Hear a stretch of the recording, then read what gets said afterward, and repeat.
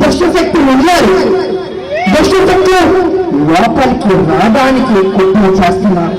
మన తెలంగాణ రాష్ట్రం ఇలాంటి రాష్ట్రం ఒక బంగారు బాతు. ఆ బంగారు బాతుని కోసి తినేద్దామని చాలా మంది కళ్ళు వేశారు. దుష్టశక్తులు ఉన్నారు. దుష్టశక్తులు లోపలికి రావడానికి కుట్ర చేస్తున్నారు.